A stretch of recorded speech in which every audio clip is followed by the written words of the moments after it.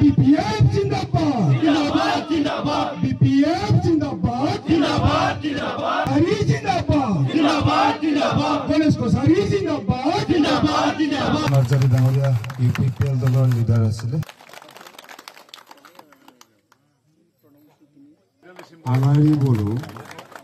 जिंदाबाद जिंदाबाद BPF जिंदाबाद जिंदाबाद जिंदाबाद हाग्रामा महिलारी जिंदाबाद जिंदाबाद जिंदाबाद আজি আমি পূব নৌকাতা গান্ধীবাৰী চুপাত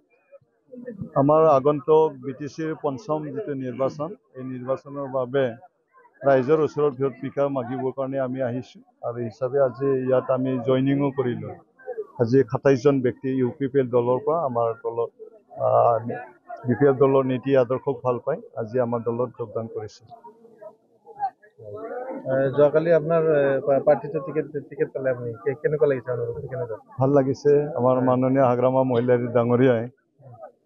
BPF দলৰ 40টা সমষ্টিৰ মানে যেটো ক্যান্ডিডেট সিলেকশন 22টা সমষ্টিত ক্যান্ডিডেট সিলেকশন কৰিছে তাতে প্ৰথম মানে লিষ্টত মোৰ নাম শুক্লাই 29 নং শুক্লাই চেৰপাং ST সমষ্টিত মোক পুনৰবাৰ হাগ্ৰামা মহিলাৰী ডাঙৰীয়াই পঞ্চমবাৰৰ বাবে মোক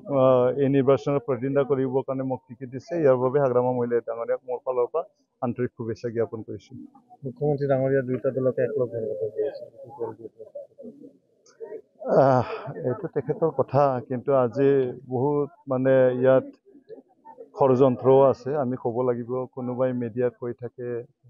প্ৰমোদ বড়ো আৰু হাগ্ৰামা মহিলাৰী ডাঙৰীয়া এক হ'ব লাগে এই কথা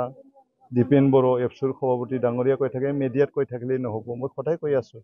দীপেন বড়ো ডাঙৰীয়া এটা ৰোল ল'ব লাগিব হাগ্ৰামা মহিলাৰী ডাঙৰীয়া আৰু প্ৰমোদ বড়ো ডাঙৰীয়াক এটা মেচত বহাই দিয়ক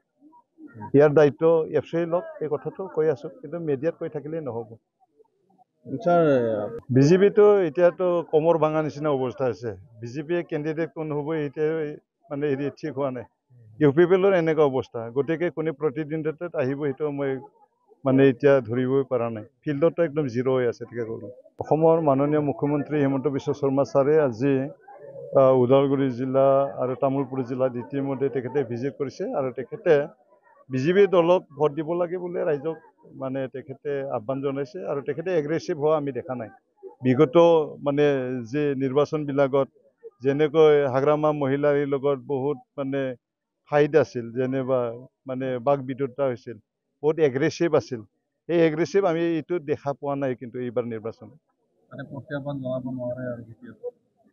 প্ৰত্যাহ্বানৰ কথাটো নহয় আজি বিজেপিয়ে নিজৰ ৰাস্তাত কাম কৰিব UPPLে নিজৰ ৰাস্তাত কাম কৰিব আৰু আমি BPFে নিজৰ ৰাস্তাত কাম কৰিম সকলোৰে লক্ষ্য উদ্দেশ্য থাকে BTC চৰকাৰ গঠন কৰাৰ কাৰণে আৰু হিচাপে আমিও এনেকৈ আগবাঢ়ি আছো